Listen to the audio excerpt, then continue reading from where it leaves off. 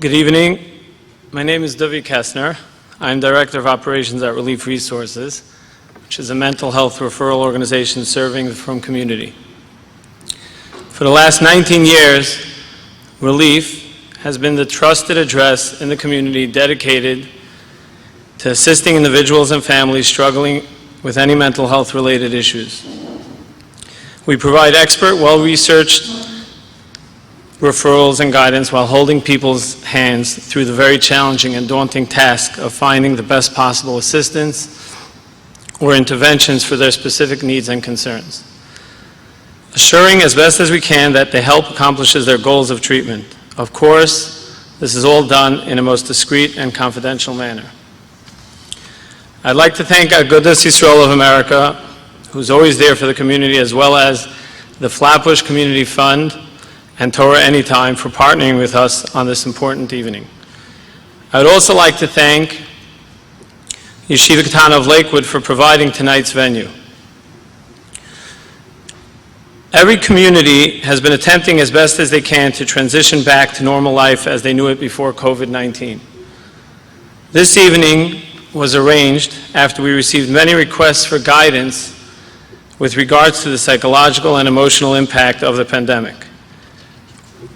Much has been said about the health and the economic impact, but we are all aware that the emotional and spiritual impact begins now with the children back in school. What is the best way to ensure the smoothest transition? Tonight, we're zeicha to have the Einei Eda, Rav Again Rav Elya Brudny Shlita, address us about the hashkafa and spiritual approach one must have at such a time. We're all well aware that the Yeshiva has no night or day, especially now at the beginning of an El Zman, and we're very grateful he took the time to be here tonight with us. Following the Rosh Yeshiva's address, we'll be fortunate to hear from an individual who is world-renowned in the field of child development, psychology, and education. Dr. Shmuel Mandelman holds a doctorate from Columbia University in Educational and Developmental Psychology. He also spent 5 years conducting research at Yale University's Child Study Center into the individual differences in cognitive ability. He then went on to pursue a specialty in clinical neuropsychology and did his clinical training at Weill Cornell Medical Center, where he conducted evaluations on both adults and children. He currently maintains a private consulting and evaluation practice in Brooklyn, New York. The part that is not on his bio, that he might be most proud of, is he received smicha from the Pesach Hadar, Harav Again Reb David Feinstein Shlita Zayin Gesund, and Reb Nata Greenblatt as well. And of course, he's a Talmud Muvik of the Rosh Yeshiva Shlita. I'd like to thank those of you that took the time to send in questions beforehand. We got many questions, some which were similar in nature, so we combined them and hope to get you the answers to yours. You're welcome to still send in any questions now for the question and answer session following the presentation. But I do want to point out that we will not be addressing infectious disease questions or any other medical related questions, as this is not the forum for that. With no further ado, I'd like to ask the Rosh Yeshiva to please speak for us now.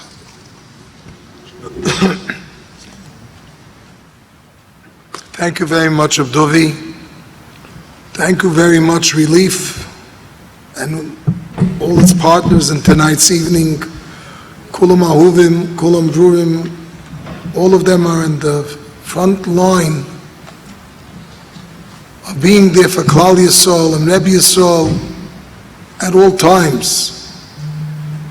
It's amazing, I was just saying in the car, we're talking now, we're almost 6 full months deep into this crisis. And if a few weeks ago we thought we were holding already by Maftir, we're holding already by Siyum, we need Rachmei Shamayim, that the finishing line should be soon, because as we all know, there have been outbreaks, pockets in the schools, in the shuls, not only young people, even elderly people, Chazdei Hashem, Chazdei Hashem. We hope that this is not in any way reminiscent of what we had Chodesh Adar and Chodesh Nisan, March and April. But we still need a lot of Rachmim. And if we thought a month ago or 3 weeks ago that at such an evening tonight we would be talking about fear in the past tense, I don't think so. I think it's current enough that we have to address a very important component. And as children are coming back to normalcy, children are coming back to a matzav which is reminiscent of what life was like before Chodesh Adar, before March. But fear and how to deal with it is still an issue that's very current. You all know that there are two psukim that the Chazal discuss dealing with fear. The Gemara in Gittin brings the famous pasuk, Ashrei Yodam Mefachei Tamid, Maksha Libo Yipol Bara. And the Mefachei Tamid over there is to be complacent in situations.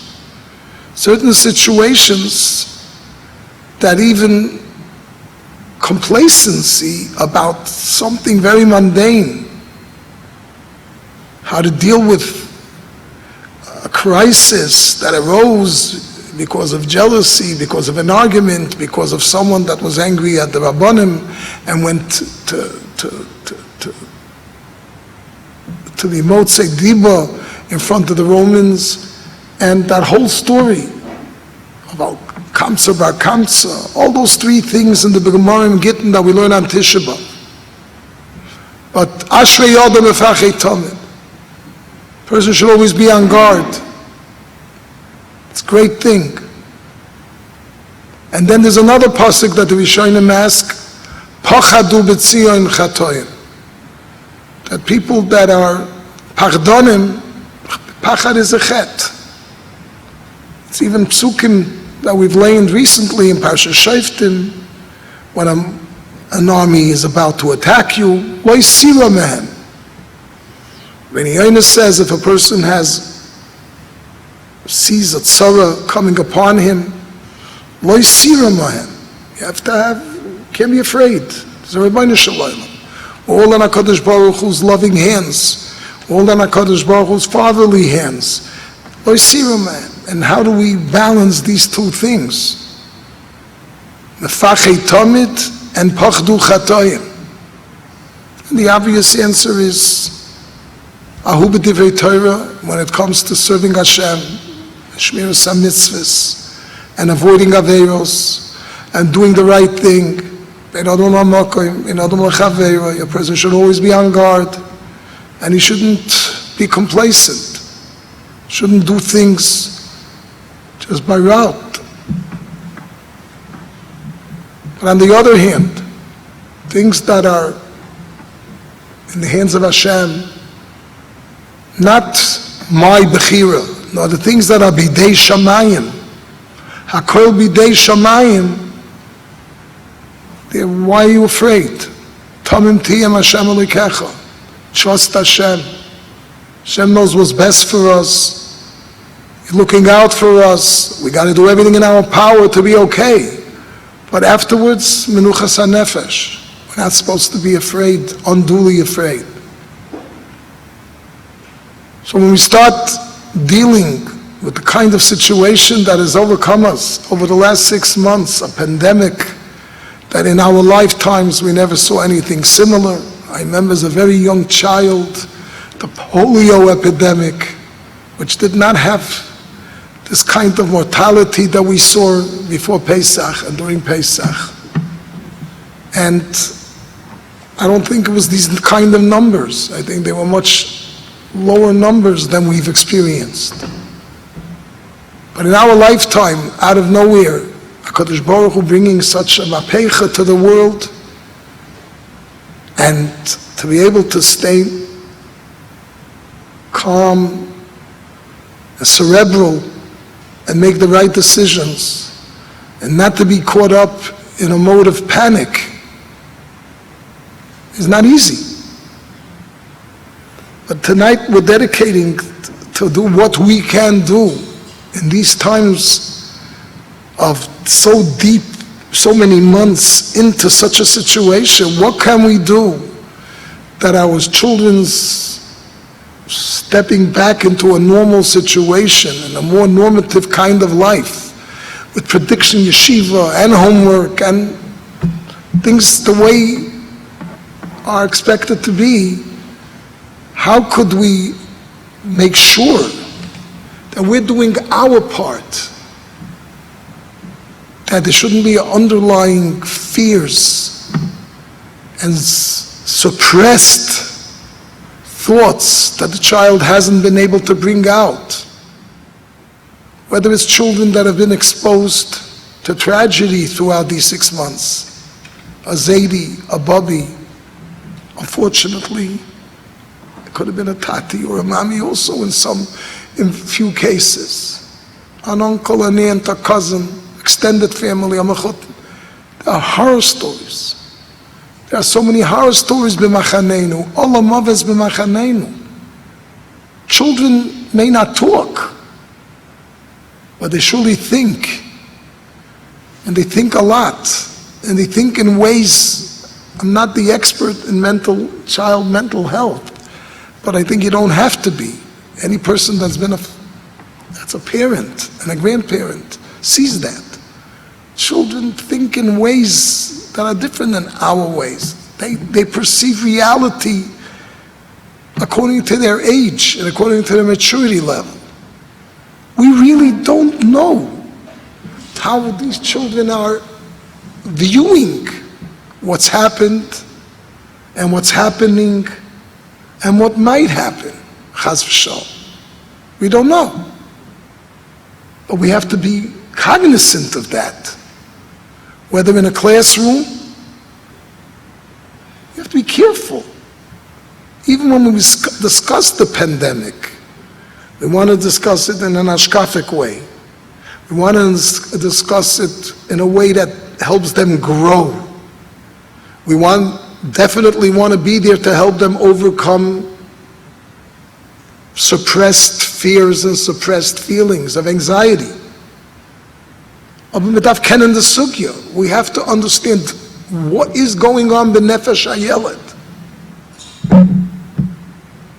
And for that, I hope Emetz Hashem, and I expect Emetz Hashem that Dr. Mandelman Sol Gesund Sein is going to help us understand the reality of what's going on in the Nefesh Hayeled.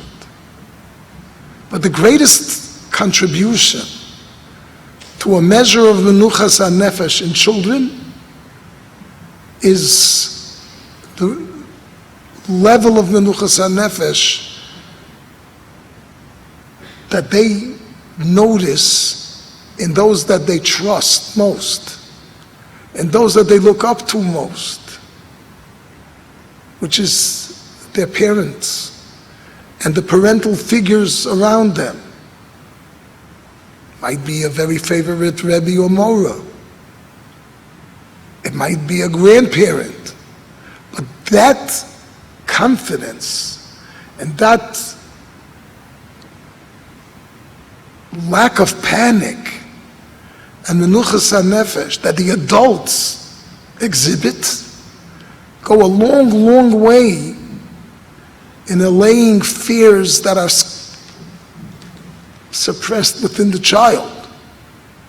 So besides our own chaydas halavavos, tamim tiyem Hashem Elokecha, we just learned in Parsha Shoftim last week. We got to be al tachker achar asidus. We have to have betochem b'Hashem.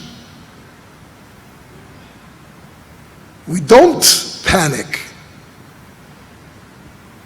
Non-Torah people to panic, but people that have a Torah, people have a Rebbeinu Shalom, people that live achar Hashem telechu. Panic is something that's not acceptable. That's pachtu b'tzir chatoyim. And that is a big, big component in the rehabilitation of our children coming back after all these 6 weeks, 6 months of irregularity. Some of them had, a very small minority had normalcy in the summer months, whether sleepaway camp or day camp. The majority of children didn't even have that kind of. So children are coming back now 6 months from a matzav of toyu, almost you could call it toyu vavoyu. And what the adults around them exhibit makes a tremendous difference. Chas v'shalom, al tiftach pelas satan, there's a day where there's bad news. The adult in the classroom, the adult going around the classrooms, the adult at home has to understand that giving a voice to those emotions that are within him or her in a way that inflicts pachat on the child, that relives all the terrifying thoughts that went through a child during a quarantined Pesach. Through away from a Bubby and a Zaidi, and a Bubby and a Zaidi were alone in an apartment. All those thoughts that who knows what the child has up to say. We don't know what's tutzach in the nefesh of a child. But we adults have a tremendous achrayus. Pachtu b'tzion chatoyim. There has to be serenity. We have to present an air of serenity, an air of menuchas hanefesh, at all times to try in front of the children to give off at least an appearance of calmness, of menuchas hanefesh. Otherwise, they're vulnerable, and any little thing could trigger a living those pchadim and those fears and those nightmarish scenarios that a child's mind goes. On the other hand, I'm saying this with the utmost respect, there's an Ashrei Adam Mefachei Tamid component here.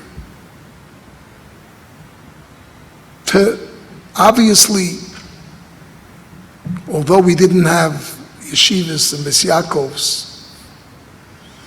probably mostly till June, and probably even part of June we didn't have it. But the way we came back, more or less, is not with the strictest interpretation of the governmental's guidelines that were laid down. Wherever we could, we have to. We really don't have a choice. Instruction, according to the strictest letter of the guideline, is difficult. So the message can be misinterpreted as laxity. We're lax in Shmiras HaNefesh. We're lax in Shmartem Nafshei Seichen. The child is confused. In the secular world, people are strictly adhering to standards. They're even having instruction virtual and not classrooms full of children. And in our yeshivas and our Bes Yaakovs, to an extent, we can't say we're strictest interpretations of guidelines. We have to be very, very careful that no negative messages are picked up by the children. First, laxity in Shmiras HaNefesh. Where at all possible, even to make a statement. There's nothing more, in my opinion. You could feel I'm overreacting, but I'm not. I try very much. wherever possible. If I'm not wearing a mask, but l'chol hapachas, I shake someone's hand, I'll make a statement by right away washing my hands with Purell. I do it in front of Bachrim. I do it in Shir. I do it in Beis Medrash. I just believe that we have to continuously give that statement that we got to do our best to maintain safety, to maintain health, to do everything to avoid unnecessary risk. Children notice. If it's hefkeris, they got a message that has many elements to it. But one of the worst elements to it is that, no, Shmiras HaNefesh is okay. It's a good midah. But we just lay in the mitzvah Shmiras HaNefesh, we lay in yesterday was Shabbos, was the mitzvah of Makkah. The Be'er HaGoyla in Chosh Mishpat says on the mitzvah of Makkah, on Shmiras HaNefesh, that the reason the Torah went to such great lengths to make sure that a Yid watches his safety is because we were created for a tremendous noble tachlis, for a tremendous mission. And if we're lax in Shmiras HaNefesh, and if we take liberties in safety, physical safety, health, etc., we're making a statement. The little bit comfort of not adhering to standards of safety is more important to me than avoiding even the smallest risk in Shmiras HaNefesh, in health. That's a very bad statement to make. That means that the mission for which Hashem sent me down, even a small percentage of risk, I'm willing to risk because it's uncomfortable for me to take better precautions. That's not a message we want to implant in our young children. They're growing up, they're getting values in these years. These are values for a lifetime. So how we juggle it, how we juggle some of our moisdes not adhering to the strictest standards, but still giving the message of how important it's to do everything in our power to stay safe, because that's one of the most important components of Yiddishkeit. We have to find a way of doing it. Whether it's carrying around the parel and having a mask in your pocket, and not only a mask in your pocket, not to run afoul from the law, but to show that really, yes, if it were possible, yes, we should wear a mask. There could be times where it's practically impossible to conduct class and everybody wearing a mask. But conceptually, we're mask wearers, not conceptually we're not mask wearers. I think that's very important for parents and mechanchim and mechanchos to give that message. Conceptually, we're mask wearers. We're not nevatel COVID. First of all, COVID is not an entity into itself. The Rebbeinu Shalom sent COVID. It's his shliach. And he's testing us with COVID. And he wants us to respond to it in a Torah-dic way. And I think that's, on the one hand, we must work, there should not be an air of pachadu b'tziyah, of fear and panic. We have to exude calmness, tranquility. On the other hand, we do have to teach the children. Yes. And if I may say so,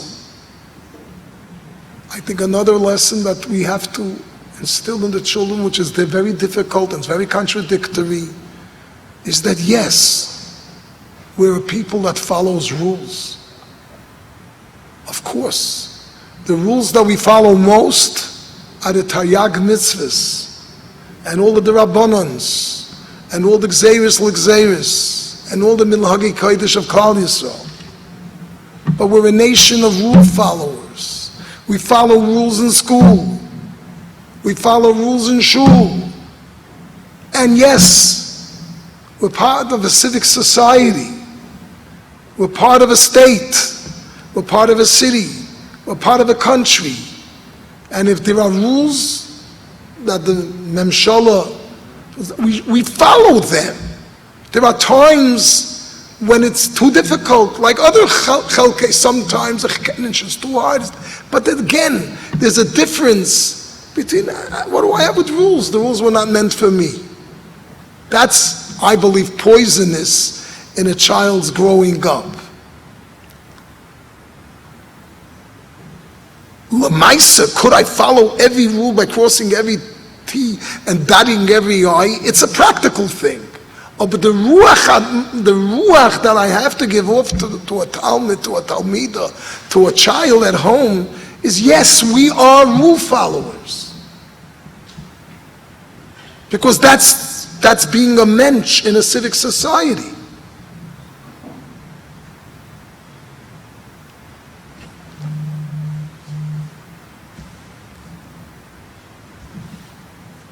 Another point, which that's already more the domain of Dr. Mandelman, is that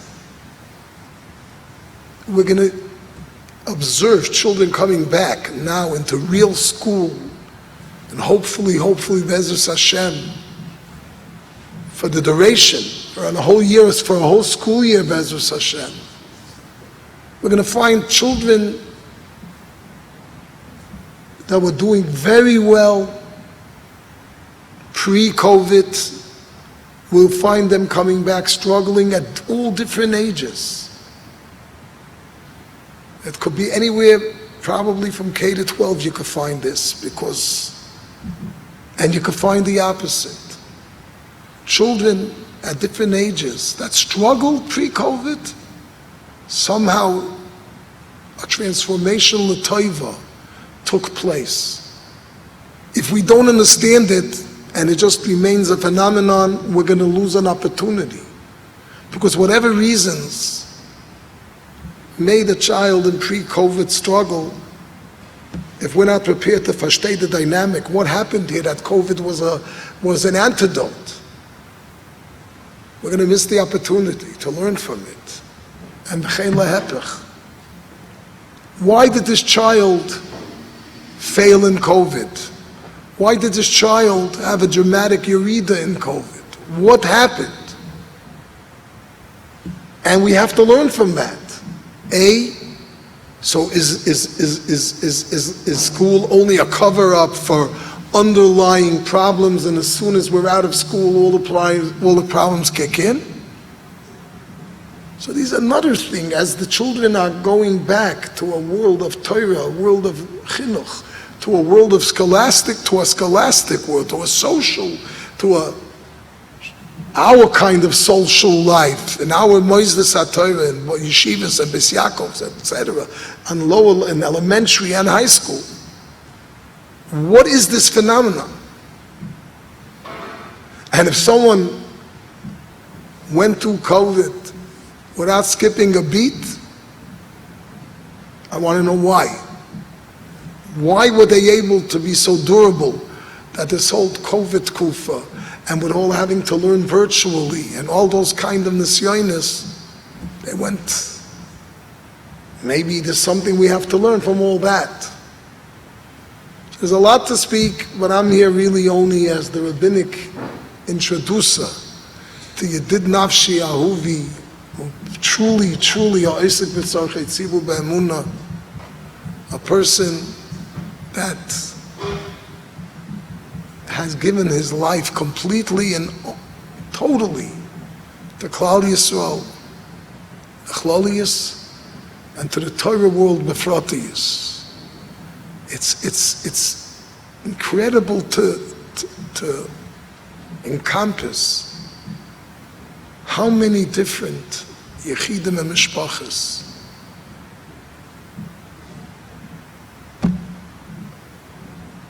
have found Yeshuas through the good offices of Reb Shmuel Mandelman soll gesund sein. It's my privilege to introduce him.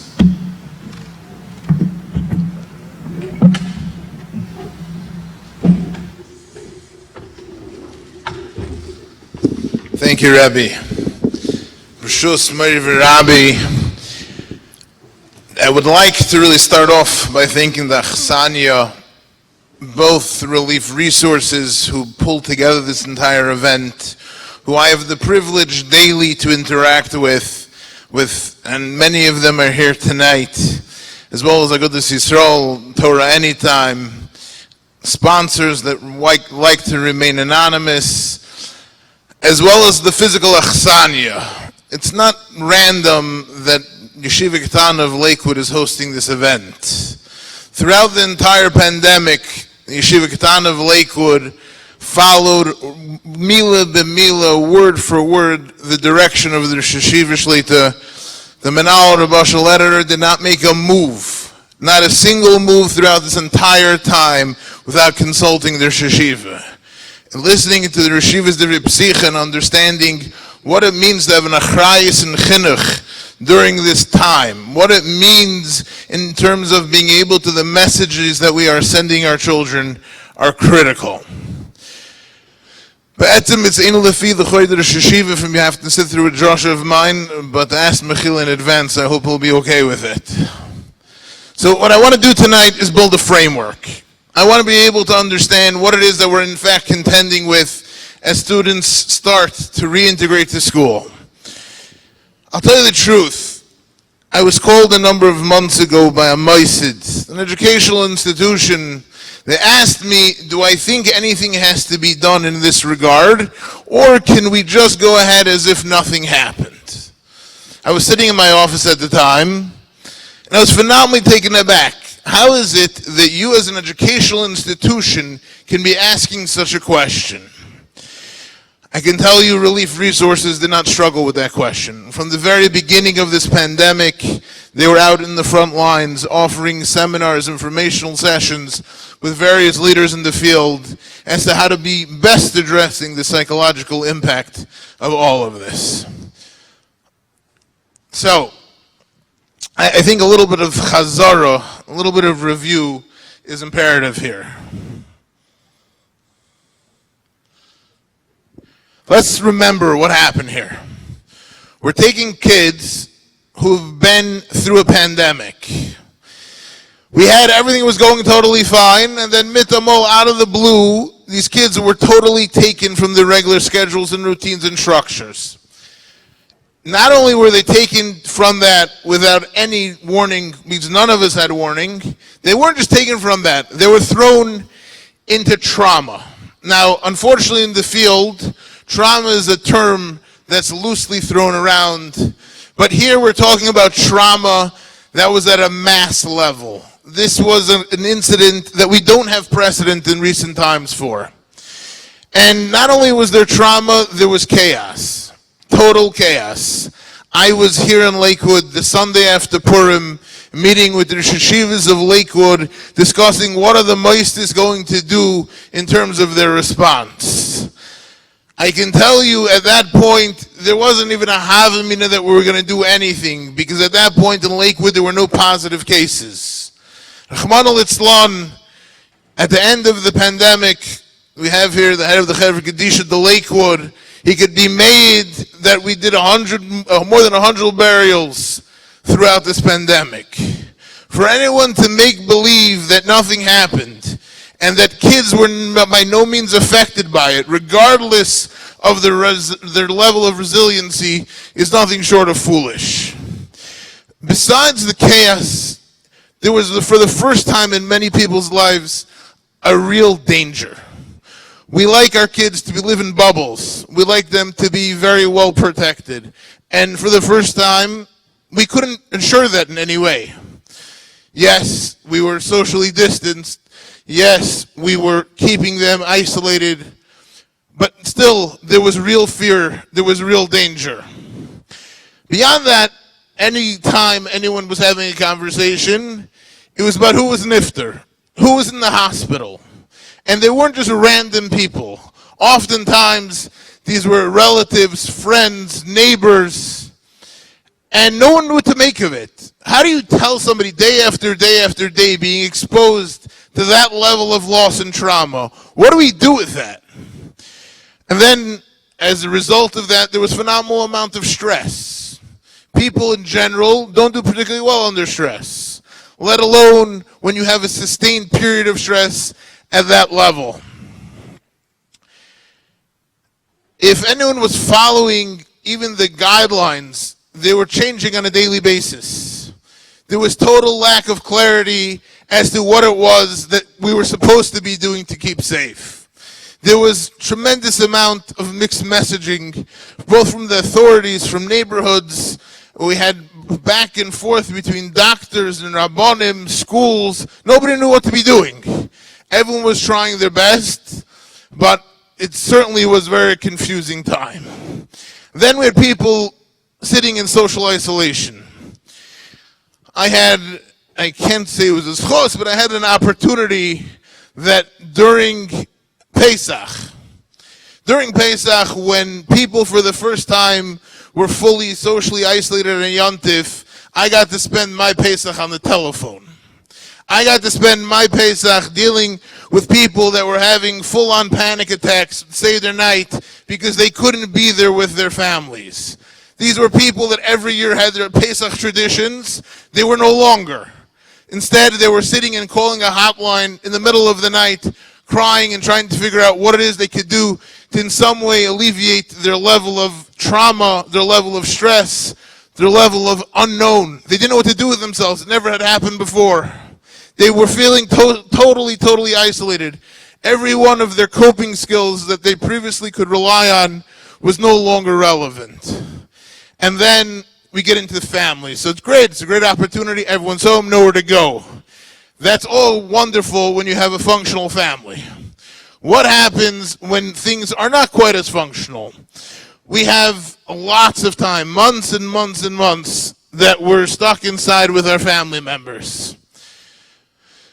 Parents were very stressed out, for good reason. They had a lot to be dealing with. And being home with parents that were very stressed out, in no way it makes the children immune from their parents' stress. As the Rishiva just said, it's about how it is that we ourselves manage our own stress. Then we get into siblings. In my office, I always say the only reason siblings came to be was so you could fight with them. It's a cute line, but when you have that for months and months on end, and things are continuously escalating, it's no longer so cute. People were stuck in very close quarters with each other. So while we were very big into social distancing outside of the home, inside of the home, oftentimes that was something that was simply not doable. And then we get into the financial stress. One of tonight's sponsors is the Flatbush Community Fund, which was set up in order to be able to address some of the economic hardship that ensued from this pandemic. While the scope of this lecture tonight is not focused primarily on education, but not addressing it is simply irresponsible. We went from teachers being very comfortable in their classrooms, teaching what they always teach in the way they always teach, to all of a sudden throwing them on some remote learning platform, whether that be telephone lines, whether that be Zoom to those institutions that were given direction to be able to use it. The kids were now being given instruction in very unusual, different, non-familiar ways that, to be quite frank, were oftentimes entirely inappropriate. For the first time, instead of getting their very minimal amount of work daily, we got packets and packets and packets of materials to be able to deal with in order to make sure that our children were keeping up with their schoolwork. Now, they have all this schoolwork. Where are they supposed to do it? We just said that many of them were contending with very close quarters. What was the timing like? What kind of parental input and support did they need to be able to do the homework? Then, we're changing phone systems. This one crashed, that one crashed. There's not enough telephones. All of this is going on at the same time. Then we got into something that was going to get me into trouble. It was about the expectations that we had of our students. We wanted to take a position that we as Moistis were going to be able to continue on delivering the same amount of instruction, with the same quality of instruction, with the same accountability for the instruction that we offered. Last night I was on a conference call, a Zoom call, with a school out of town. And the menahelis of the school was reassuring the parent that you should just know, you should tell your child that they weren't the only ones that didn't do any schoolwork over Zoom. And the menahelis is very comfortable saying that. The reason why is because they saw one after the next student who previously were very successful academically, now being totally enabled to be able to do what they need to do given the platform that they were using. As Rashiva mentioned, something that people are having a hard time acknowledging. For some, remote learning was the greatest bracha that ever happened to them. I can tell you in conversations with menalim, mechanchen, menalois, parents, teachers, they all come sheepishly and tell me, my kid did phenomenally well during COVID. And they're embarrassed to acknowledge that. They're embarrassed to acknowledge that because there's something wrong with my child, that it was only under these conditions that they were able to thrive. It must be something wrong that this needed to happen for them to feel comfortable in their own skin. Children that are dealing with issues of anxiety that are school related, and sometimes over the weekend they'll be totally fine. Come Monday morning, all of a sudden they're presenting with stomach ache, headaches, every possible excuse known to man in order for them not to have to go to school. Kids that were generally social and had no problems had difficulty. Here, the kids that had difficulty in school, all of a sudden, there was no means of socialization. It was all good. All of a sudden, the fact that I have a hard time with others was no longer an issue, because the social distancing and the fact that I wasn't in school gave me the right to not be social. So all of a sudden, all the dynamics that I usually have to be concerned about are no longer there. It worked out phenomenally well for them. And then those with academic difficulties. Now, what many of the schools wanted parents to reach out to teachers, the menalim, principals, to make adjustments. But what I think was most telling is what the parents learned about their own children's cognitive and learning profile. What they came to understand about their child's capacity, what they came to understand about their learning style, about their attention span. Oftentimes, people will get reports from teachers, you're not sure the level of veracity that they have. When they saw that unfold in front of their eyes, all of a sudden they realized that something's got to be done here. Something has had to change. And then we have those that COVID was a disaster for. It was a disaster for those who really needed more support. Those are the ones that were getting support in resource room or special education settings. And for those with more significant special needs, this was a catastrophe for them. All their programming was totally cut. There are many students who thrive on structure. In order to manage them, if they're in a clearly defined structure, they do very well. Once that's pulled away from them, they're not sure where to put themselves. So imagine for months on end, children not having the structure that they're used to. They're not having the structure that they rely on to be able to function. Now they're told, go figure it out on your own. And then we had students that have complicated dynamics with family members. And there's many of them. And we're not talking about only sibling rivalries. We're talking about parents. We're talking about Rahman al abuse. Real things were going on. And the school, which oftentimes serves as a safe haven for them, was no longer there. So imagine now we're coming to start thinking about what are we going to do with these students as they're coming back into our schools.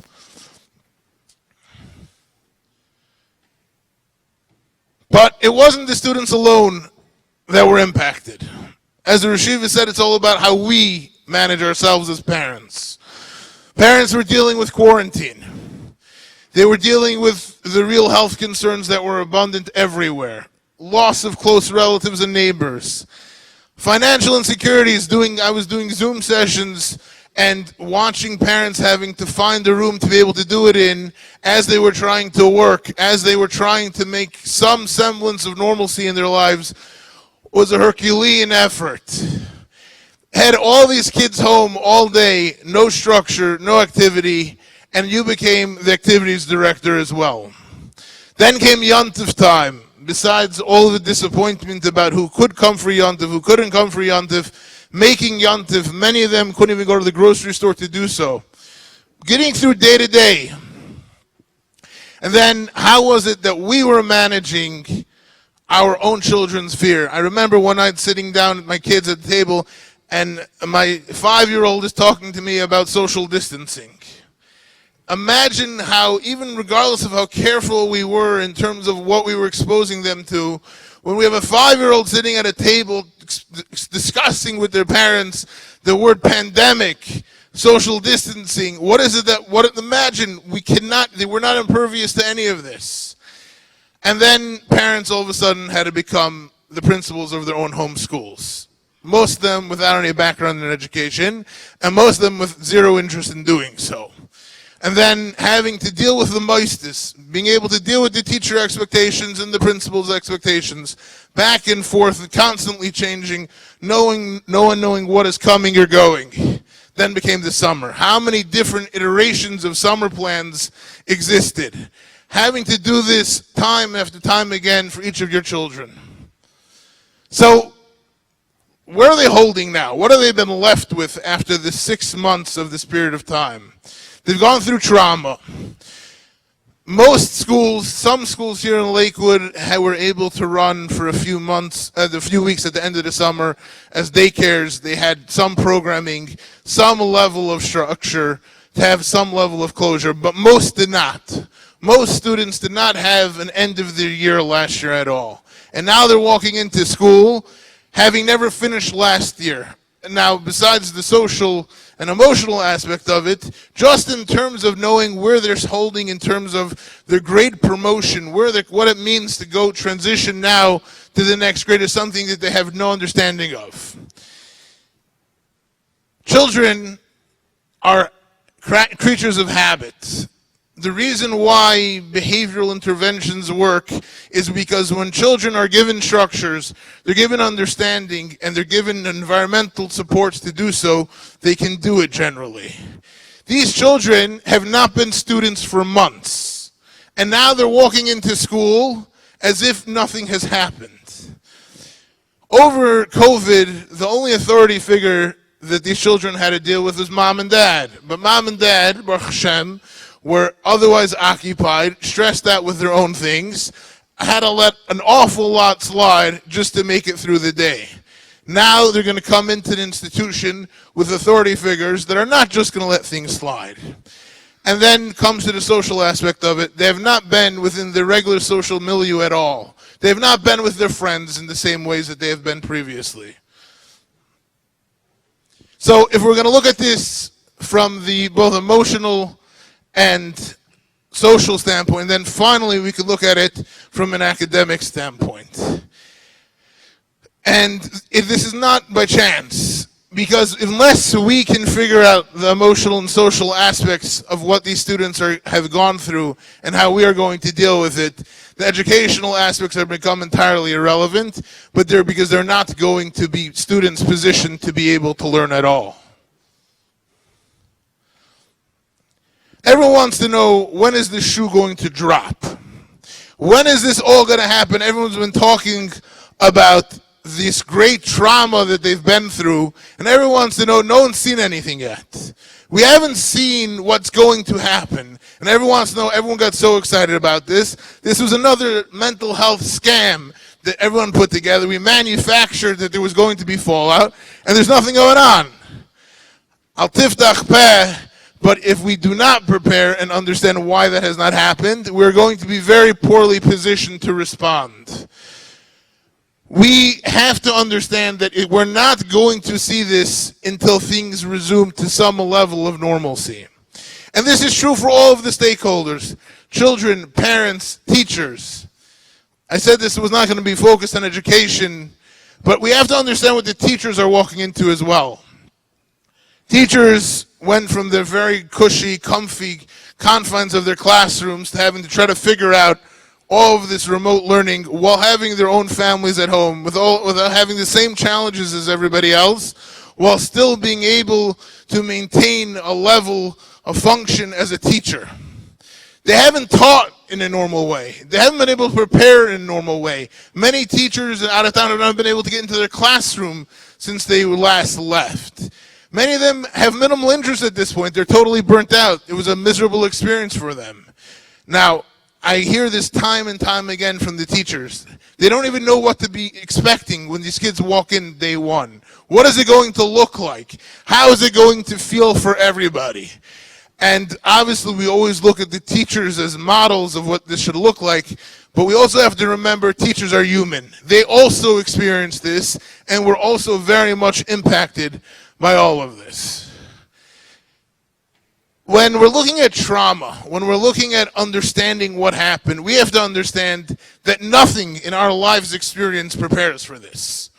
When we look at the construct of resilience, when we're looking at what it is that we're able to do in face of adversity, it really comes down to how well we responded, how adaptively we functioned and responded to the adversity. We have yet to see this. We have yet to see what this is going to look like.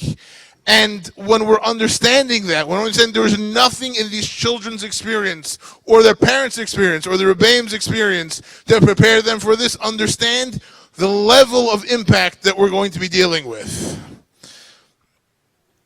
Part of the reason why tonight's event is so important is because the natural tendency is to say, nothing's going on, we're all good, let's go weiter, let's move on, let's move forward.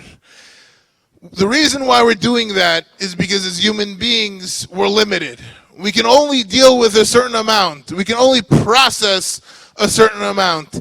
And here we have something that is so huge for us to be able to come and wrap our heads around. We much rather just make believe nothing happened and keep on going. I would like to suggest that what we're dealing with right now is really a suspended state of reality. Kids went from COVID school into some formation of camp, and now all of a sudden they're coming back to school. But given what's going on in terms of the public health issues right now, we have no idea what school is going to actually look like long term. We have no idea how long school is going to actually be open for. And if we're not already thinking about what this can look like for them, when they're going to have a repeated experience of something that they didn't know how to deal with the first time, we're going to try to hope for a better outcome, we have to understand that we must realize that this was only as a result of we're living this suspended reality. We have not seen it. We don't even know what it's going to look like. What are we afraid of? What do we want to make sure that we're truly being mindful of? We have to understand that just like every child learns differently and every child has a different personality, when they're processing this experience, it is going to be processed differently. Their red flags, their changes in behavior are going to look different than their peers and even some of their siblings. So what are you supposed to do about it? Should we just make believe nothing happened, go weiter, just dismiss it? You could try that, but I can guarantee you'll have a disaster. The term PTSD is thrown around a lot. We find it in the common vernacular. People say it because they think it's funny. They're talking about trauma. Oh, I had a bad Rebbe, I walk inside the school building, I have PTSD. When we're dealing with real PTSD, we had exposure to real trauma, we don't even know what it's going to look like. When we know from the literature different forms of PTSD, we don't know in terms of this pandemic, in terms of these children, what it is that they're going to be looking like. The tricky part of this is children in general are not particularly forthcoming about their emotions. They're not particularly forthcoming, and many of them don't have the ability to identify what it is that's actually bothering them. We are first going to be able to see changes in behavior. We're going to first see changes in personality. Those are going to be our indicators that there's something going on here. Because most kids are not going to walk over to you and say, Mom, I'm feeling very anxious about the upcoming school year. I'm not sure how the COVID-19 regulations are going to affect my day. They're not going to talk like that because they're kids. They themselves don't have the facility in which to process or make sense of any of this. In general, when we're dealing with anxiety, the biggest indicator, the biggest place where we see it is how do people deal with the unknown? If there was going to be a hallmark of COVID-19, it's about how we understand the unknown, how we deal with changing predicaments on the ground. Here, we're explaining to kids who are going back to school with a tremendous amount of ambiguity surrounding it. Schools are sending out guidelines. Some are interpretable, some are not. Some are understandable as to what they're trying to do. How it is that they're going to be implemented is yet to be seen. They have no idea how long school's going to be open for. They have no idea how they're going to interact with their teachers, their peers. This is the most unknown in a reintroduction to a normative life that they're going to have. And then we get into depression. When you don't know how long you're going to be able to hang in there for. You don't know how long you've been able to hold on to whatever modicum of normalcy you've had, and you don't know what that, is there ever going to be an end to this? When you start to have those feelings of despair, helplessness, hopelessness, that's when we start to get concerned. In children, it manifests very differently than it does in adults. However, when we're starting to see certain indicators of them withdrawing, them pulling back, them becoming more isolated, we have to intervene immediately.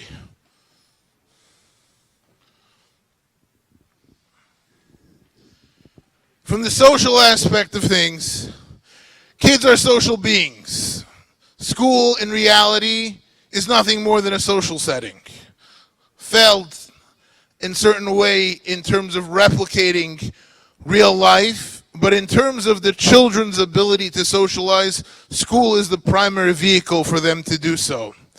But they have not interacted with their peers as they normally do.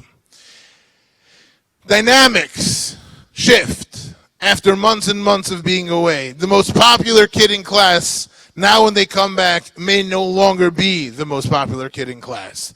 The kid that always hung in there a little bit and was enough of the group, now that may not be the case. Every kid coming back is going to be fighting for their position. They have to reestablish their social status, and not only amongst their peers, but amongst their teachers and rebbeim as well. As the Shiva said, the way that we socialize is face-to-face. We haven't had those opportunities in the same way. And as a result of that, overcoming the initial concern of how am I going to say hello to my friends? How am I going to be able to start conversations that previously may have not been a big deal for me to start, now all have to be thought about. When children are jockeying for position, we're going to see things that we don't generally see in children. We're going to see a level of competitiveness that we haven't seen before. Part of that is for them, to an extent, this is survival. This is them being able to establish how it is that they are going to be seen within their social context. And when that happens, there can be sometimes their midas that we hope that they always have may not be present. They may be far more aggressive. It may lead to other children feeling extremely excluded from that social dynamic. And all of it is an attempt for them to establish where it is that they need to be. And taking this all together, when you have a kid who did phenomenally well in COVID because they didn't have to see their friends, they didn't have to go fight for their position in the lunch line. They didn't have to worry about who they were sitting next to in class. They didn't have to worry about getting called on in class. Now all of a sudden it's there again.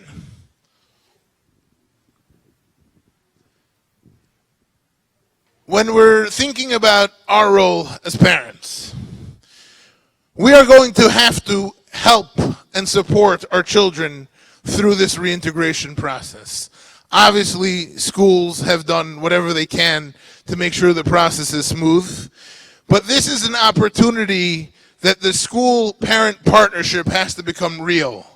We oftentimes talk about it because it's a shutfis and chinuch, great, but now this is real. How is it that we're supporting each other in terms of making sure that our children are going back to school in an appropriate way? They have to be able to process what happened. They have to be able to have a conversation to come to understanding of what is actually going on. They experienced this as a learning community. When this all happened, they were one chevra, they were a chabura. That's how we learn socially. Now all of a sudden they have to be reintroduced to all of that. And they have to begin to process that together.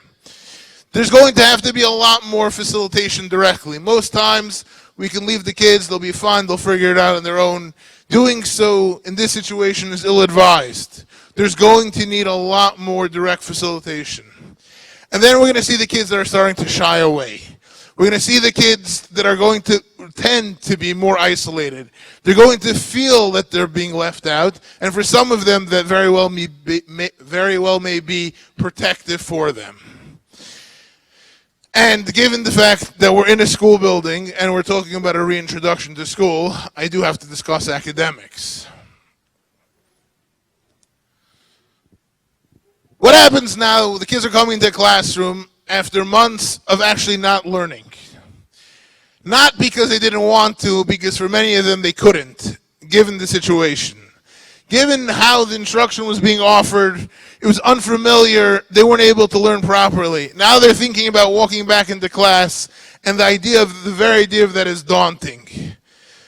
Many students have regressed, and regressed significantly. Besides what we usually see over the summer slump that we call it, now they're calling it the corona slide.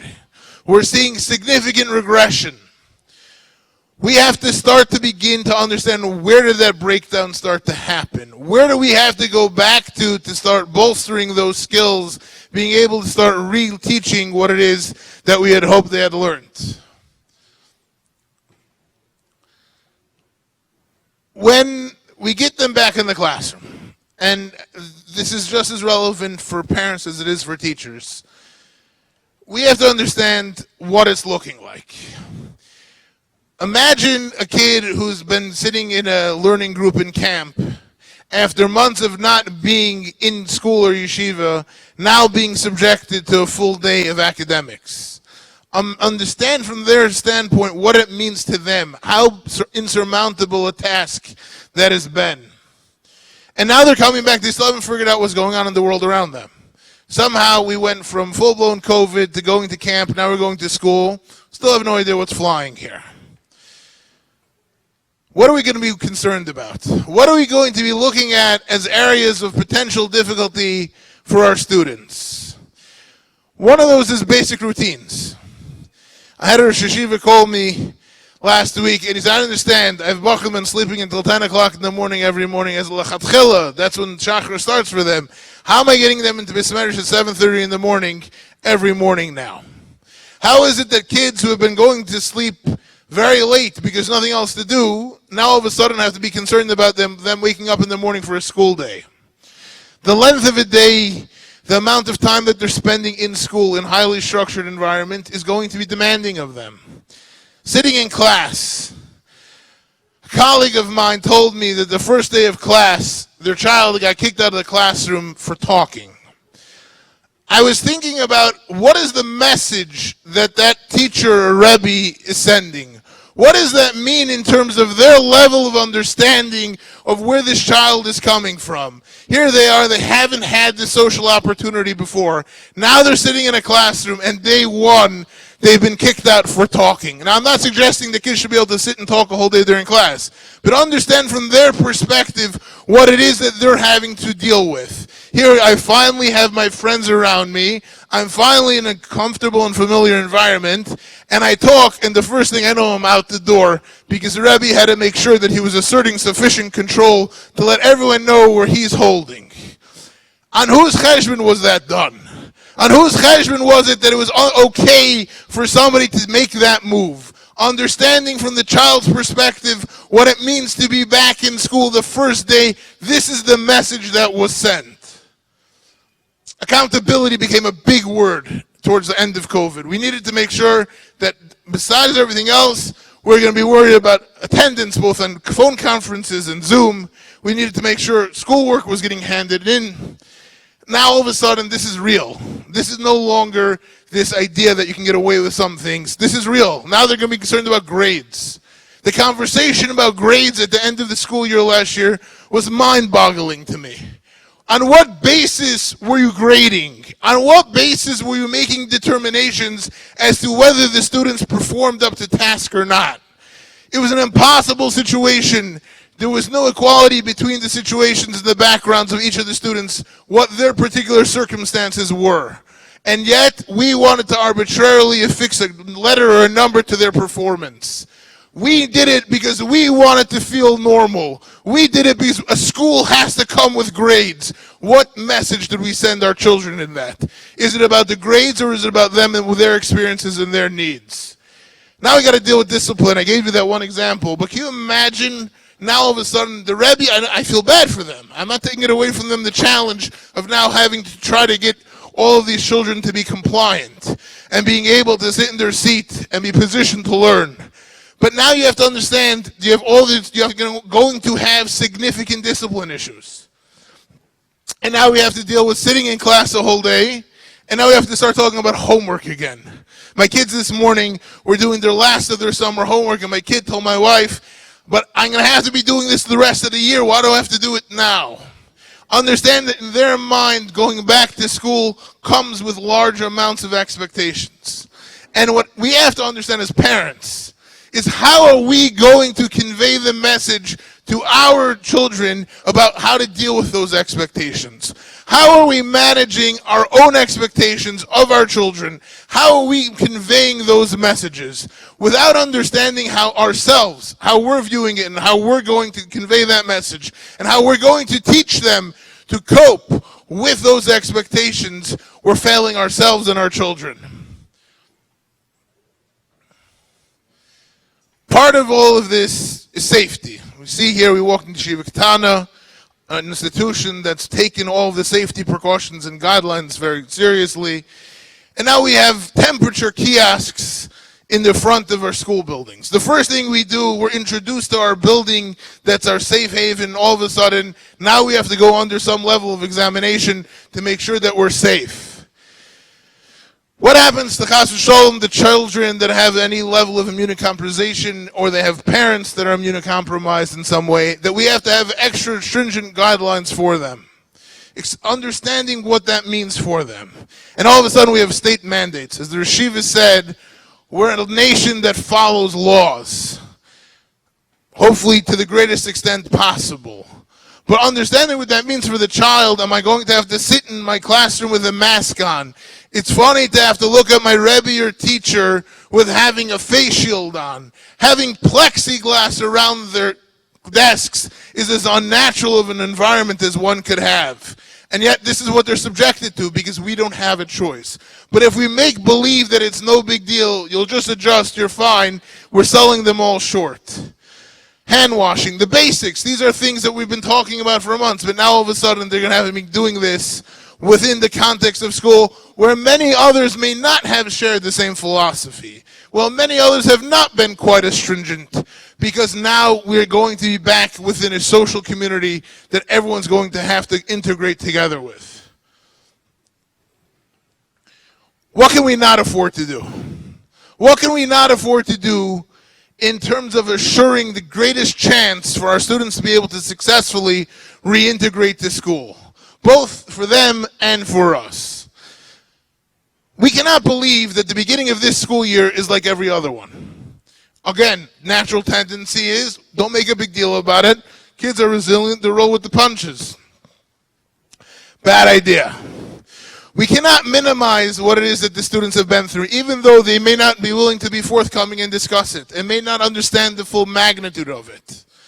And many of them seem totally fine. They weathered the storm well, they're all good. When we want to get kids back under our control within the classroom and rules at home even, we have to be very careful not to just decide we're going to crack down on them.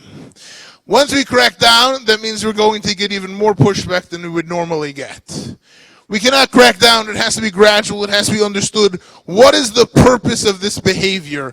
Where is this stemming from? Why is the child behaving in this particular fashion?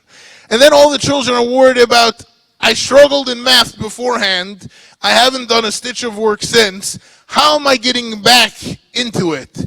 Imagine the children, I got a call from Manal early on in Corona, and he says, how am I sending my primary kids into first grade? They're not going to be able to read.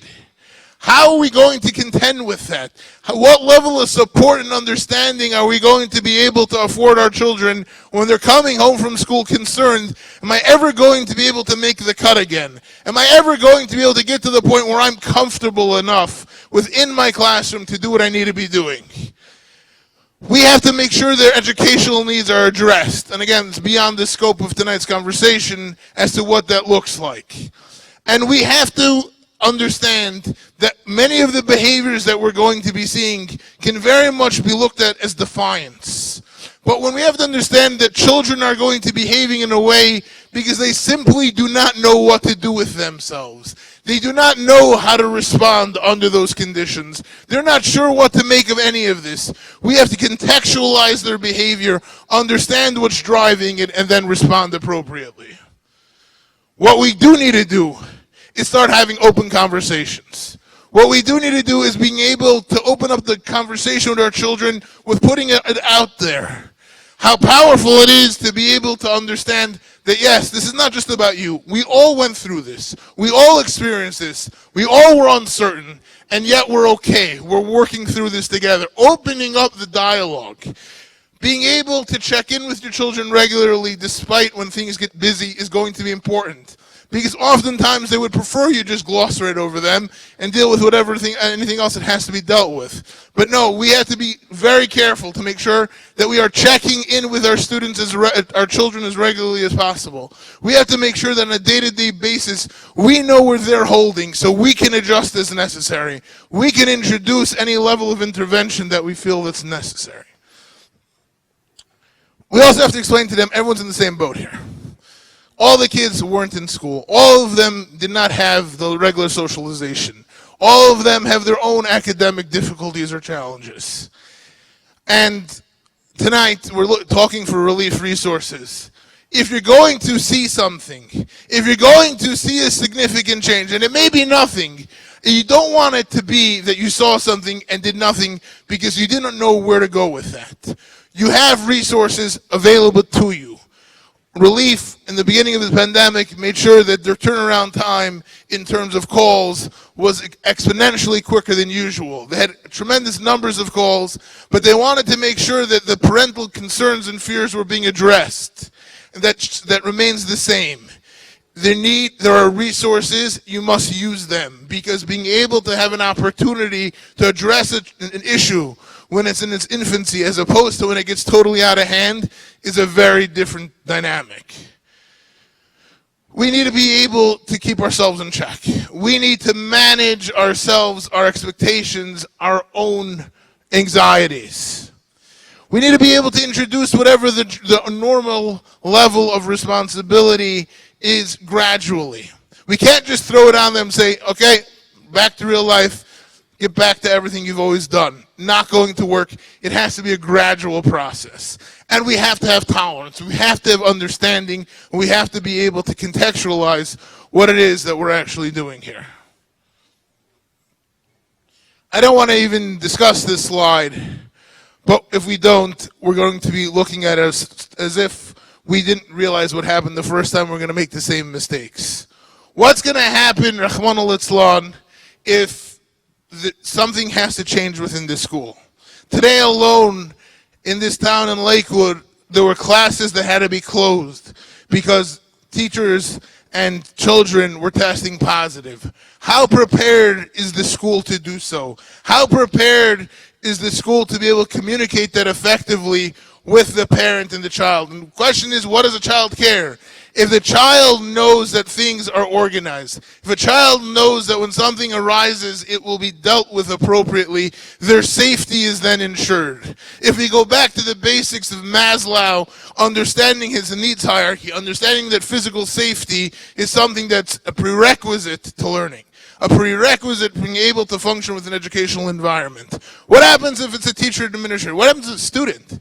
How are we isolating that? How are we dealing with it? Now again, it's not the place of the child to have to know every procedure and protocol the school has in place, but being able to offer a level of reassurance of what that is going to look like.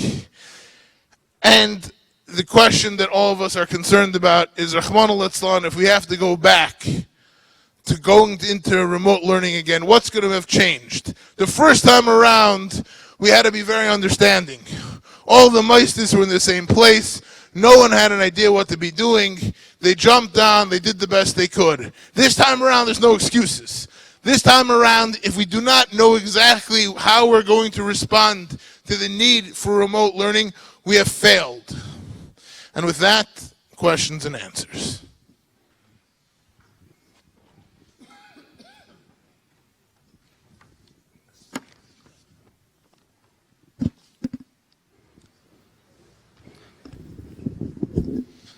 Thank you very much for cramming all that information into that amount of time.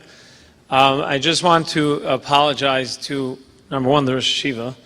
I told him he would be finished by now. And number two is the over 1,500 people that have been with us online worldwide, from our various offices and such, that we were delayed in our start by about 15 minutes. We apologize for that. We hope it was worth your wait. I will try to keep this as brief as possible, although there were many questions sent in. There seems to be a common denominator amongst many of the questions, even ones that came in while the speakers were speaking. And I'll pose the question, and we'll hear what Rosh Yeshiva has to say, and then Dr. Mandelman.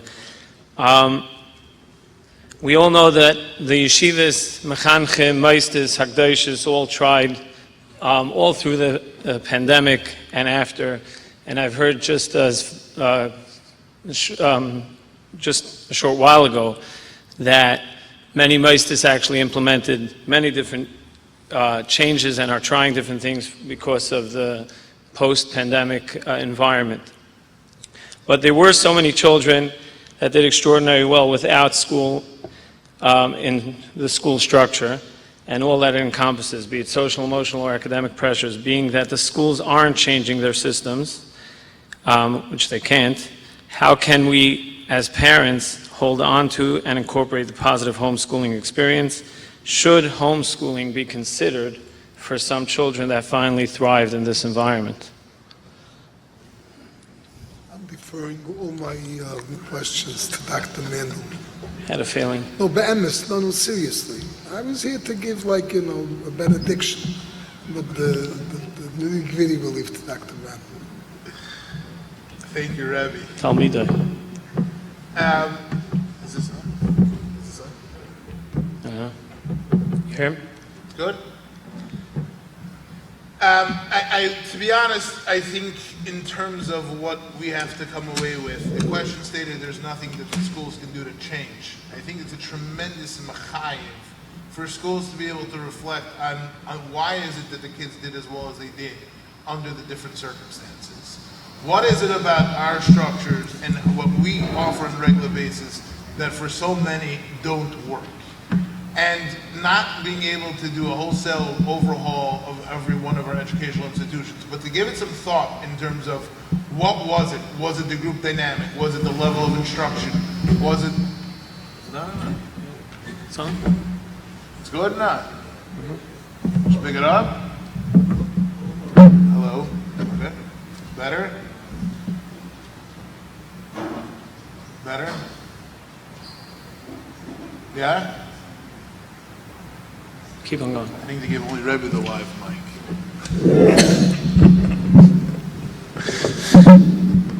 To be able to understand what it is that worked and didn't work and why it didn't work. And even if we can't change everything, we at least have to think about it. We have to think about what modifications can in fact be made to the current educational environments that can better suit our students. I don't think it was happenstance. I think this was part of the overall gezerah. There's a machayev for us. We are required now to be able to reflect and understand, why did things go the way they did? How is it that this worked for some and didn't for others? And again, not only in terms of understanding Chas v'Shalom, if it has to be reintroduced, but within the regular school year, why did it work so well?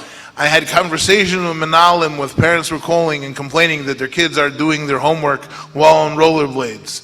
Manal told me how Levi could put a roller rink in my moisid so they can continue to do the learning while they're on rollerblades. And this is not a Manal who is interested in all sorts of interesting new novel educational philosophies. This is a Manal of a real moisid who understood for these kids being able to do their work on rollerblades was a tremendous opportunity for them. So we have to really understand as moistis what it is that can work better. And as parents, we have to really come to an understanding of, our kids do better in certain environments than others. And what can we do at home to support and to try to mimic and simulate some of what that environment was that worked so well for them? As part of that question, this actually came from a mechaneches. Is the length of our school day preventing our children from having healthy downtime and family time? I ask this after years of conversation with parents and school staff dealing with stressed students. You know, I don't, you know, you do develop curriculum for schools. We know the problem. The question is, do you actually have solutions? We'll find out. You have to also understand that schools are very beholden to social expectations. The strength of an institution that is going to be willing to push the boundaries in some way, different in terms of shortening the school day, is going to take a very, very significant amount of strength and going to take a perspective that others may not share. From a developmental perspective, the length of the school day is very, very long. However, there's pragmatic constraints in terms of being able to manage a dual curriculum where you have to make sure that they're getting the maximum amount of exposure, both Lamudei Kodesh and Lamudei Chel. How it's structured and giving some thought to where breaks can be introduced and where things can be shortened is something that every institution should be thinking about, particularly now within this reintegration stage where things may have to take a different form until children are truly ready to be back at school as usual. Shiva, can I bother you with one that I think is more appropriate for Shiva? Technology has been introduced for various families in ways that may have not been used before the pandemic. What is the appropriate way to go about dealing with it now that it may not be needed the way it was during that period? There were two aspects of technology which changed. Besides the fact that many yeshivas and Bais Yaakovs used internet to teach, that I don't believe should have a lasting negative effect. The fact that the school, many schools offered their own device and their own interaction, why that should have a negative effect because a child learned, or a bacher even, or a girl learned with Zoom, why that should leave a lasting negative effect, an attraction to technology, that's, in my opinion, highly doubtful.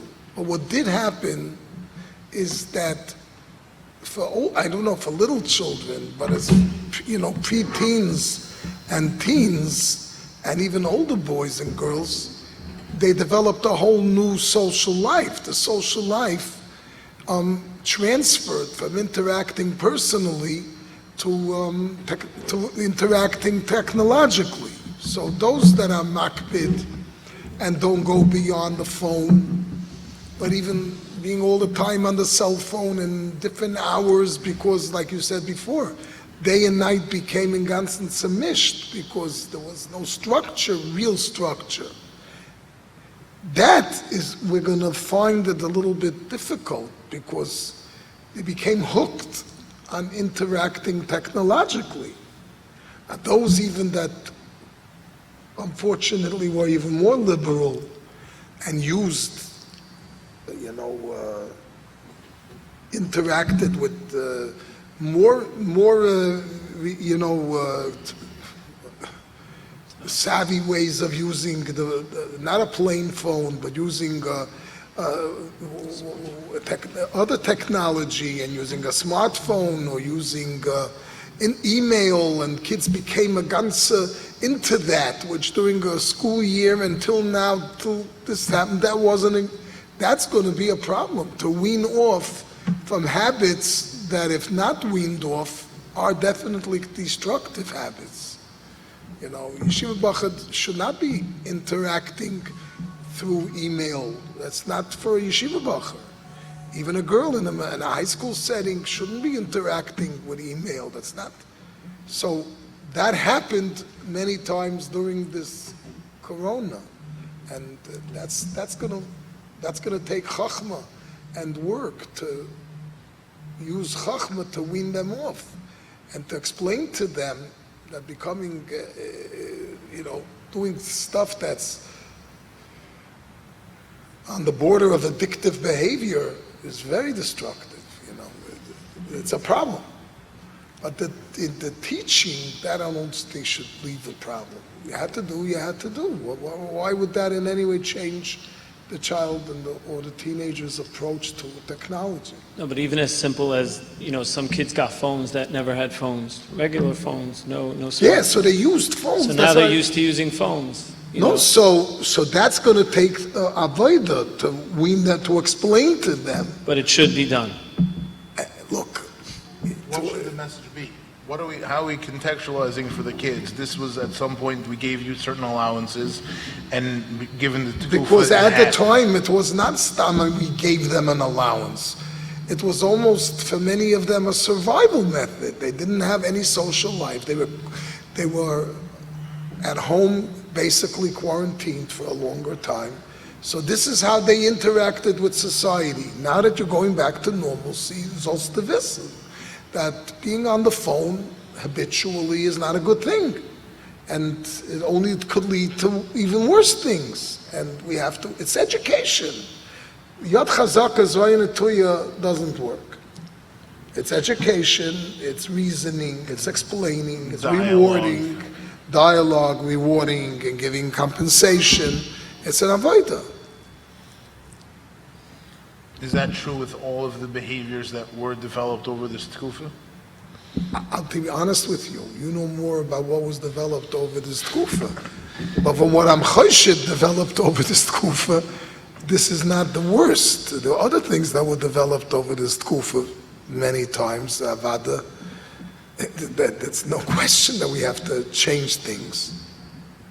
I don't know what you're referring to. Generally, there's been a very different attitude about things, even in terms of modes of dress and communication between the genders. These were all things that, as a result of... Which part of the oilam? Again, there's so many different layers of no one was immune from it.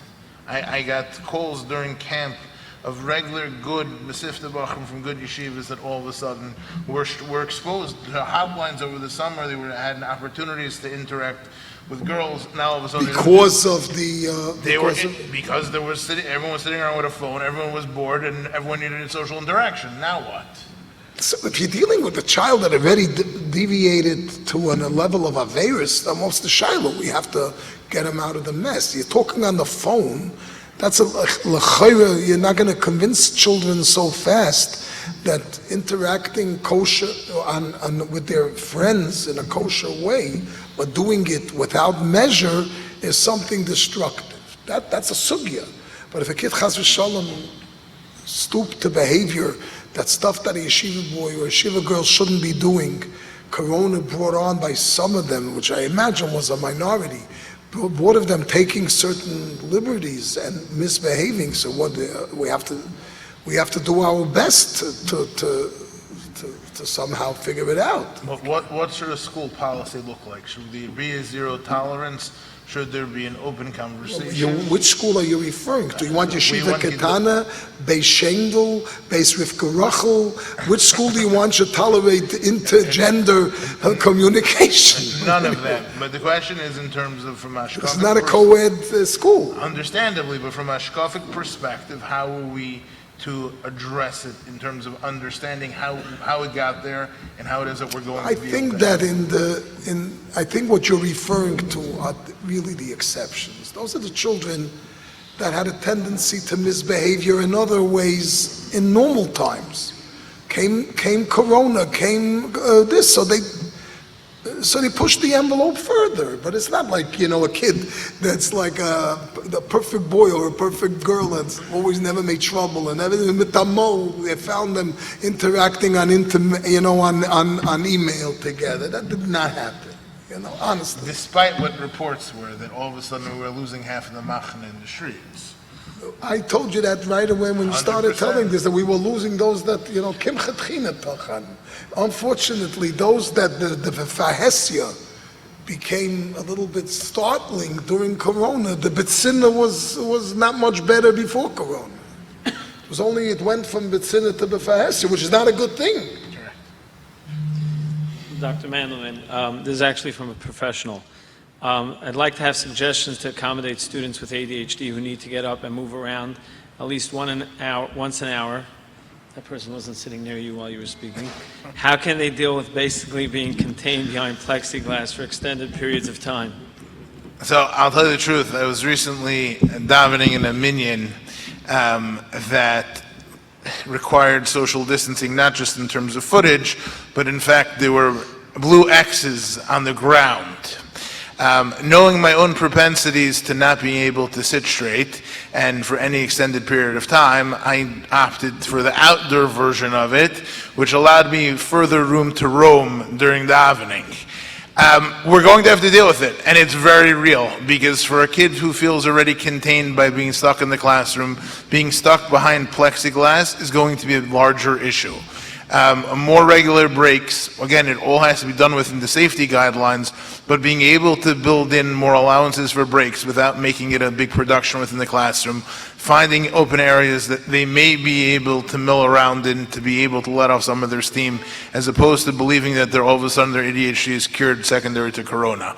But understanding what that means for them, being stuck in that seat for the first time in months for extended periods of time with nowhere to go, is a recipe for children to be very uncomfortable and a recipe for making sure that that child is going to make the rest of the class rather uncomfortable. So building in a level of understanding of accommodation to that is going to be critical. The breaks, the opportunities are going to be things that have to be seriously considered. Okay. Being mindful of time, I'm just going to throw out two more questions together. I want to just add something to what was just said. I have a very, very close friend that's a Maggid Shir in a 12th grade Aleph class in a Chashva Yeshiva. He has a minig. He comes in after they prepare him Besmedrash. He's good to Bachrim. He says a shir on a high level. But he comes into shir, and the first 5 minutes of shir, they sing a niggin together. Eating? A niggin. A niggin. Whether it's a Vekastik niggin or something, every single day. Nobody taught him this. He made it up himself, where he went, where he picked it up, and it works. The Bochurim, those 5 minutes, and afterwards they're focused. They're orangutan. I always say over that story from Shalom Shvadwan about this amazing Rebbe that showed up from the Holocaust in Yerushalayim, and he became the talk of the town, how successful he was. And Shalom Shvadwan asked him, "What's your secret?" He says, "I converse with the boys more than I instruct them." So this is a time now where this innovation is very necessary. Even on a high school level sometimes. A Rebbe's in the middle of shir, and if he chaps that things are not going like they used to go, amo, here's a chance. Get distracted. Don't worry about bittul Torah. Get into a conversation. Get off. Bring them more. So the ADHD doesn't have to manifest dafka by walking. If you take him on a little virtual Nasiya and you start talking about things and schmoozing about things and this about things, you get him back in track. It's a very unusual time, and it's not a long period. Be'ez Hashem, we hope, Be'ez Hashem, that we are approaching Pachas Yosef, the end of this. But this would be a good thing if Rebbeim or Moros would a little bit less, But the Yeshiva is saying in general, less concern about covering the material and making sure that the students are engaged in even if in long term we could debate it in long term, but in the short term now, in transition to normalcy, this would be a mile. There was actually a question from Chaneches. Is the focus on finishing the curriculum affecting our ability to connect to our students? So this is what the Yeshiva Yeah, is so saying. that's not for tonight. I mean, No, but that's a little bit what I'm hearing. For now, definitely, we have to be realistic that we're in a post-corona tkufa, and we got to get the children back on track, al pi darkoi. Just like Chanoich Lanar al pi darkoi is in general, here there's a new al pi darkoi. Al pi darkoi, like we just heard a beautiful impassioned plea for 45 minutes from Reb Shmuley. It's al pi darkoi of getting out of the cave and getting back into the real world. There's an al pi darkoi, and the Chanoich has to be based on that. Okay, so the last two questions that I was going to throw out, although I'm wondering if the Yeshiva is going to start having a niggin before shir, but I'm not 12th grade. How do we respond to a child, number one, that says, I'm not going to school today? That became a little more of a, maybe an easier comment to be made and listened to. And maybe it became more common for a kid to think of it, because now it's an option. That's one question. And another question is, somebody asked about their fifth grade child who started learning Gemara last year, and before COVID. Unfortunately, did not do well with learning on the phone. He will not be entering sixth grade where the Rebbe is accustomed. Now he's entering sixth grade where the Rebbe is accustomed to teaching kids who have been through almost a year of Gemara learning. I imagine this question goes to every grade for every specific situation. Can I expect the Rebbe to adapt his teaching style? Obviously, that's for each school, for each Rebbe, for each situation. But he's asking, should we go ahead? Should we be jumping ahead? I know this question's been asked before. Should we hire tutors? Should we make sure they're up to par? I know they're not similar questions, but my first question again was, what do you do with a kid that says, I'm not going to school, any age? That for me? But that's a problem that's been around. No, it's been before, but now... No, but it's coming, it's every year, it's more than the year before, and we do have to do an evaluation. What is happening? The question always is, the question always becomes, why would a kid want to come to school? And she was saying, we have to understand, what are they anxious about? And then not only that, what are they anxious about, and why would they want to come to school? And I think what the question's asking is, now given the fact that they've become ruggle not to coming to school, how are we to overcome that?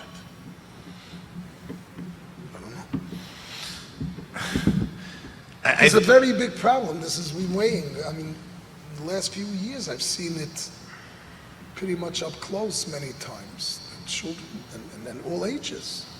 It's amazing. High school, after 10th grade, the boy stops going. He doesn't want. 12th grade, this Bein Hazmanim, I must have 15 families that I interacted with over Bein Hazmanim, maybe more, regular, normal family. I don't want it. It's a ticking time bomb. Not because they're misbehaving, just because He's done. There's a language, there's a word in English today called I'm done. He's done. Any advice? Okay. Not in a good marriage. Okay. B'negei to the tutor, I know Dr. Mandelman said it last time, but maybe you have new chidushim since then. No chidushim. In terms of schools, there's going to have to be a downward extension in terms of being able to meet the students where they are. There's going to have to be skills that are going to have to be reinforced. And the reality of jumping from 5th grade Aschol Sigmar to 6th grade is always a significant jump. And the question was specific to that. It happens to be a juncture where we generally find many children struggling and start to fall apart given pre-existing deficits that they have, particularly within the language and executive function areas. So when we're looking at 5th to 6th, we're looking at any grade, we're going to have to necessarily have adjustments made, both the curriculum in terms of downward extension. I think it's going to be critical for students to be baselined as they reintroduce so we know exactly how far back we need to go. And it's going to be a reality of every school and every grade. And how effective we were going to do that is going to directly impact how well the students are going to both adjust and then eventually be able to perform. Okay. Yasher Koyach, thank you very much for all of you that joined in person. Thank you very much for all those online. We appreciate it. Will be a Minyan Ma'ariv now. Yes. Mitzvah Hashem, we shouldn't have to do these things more often.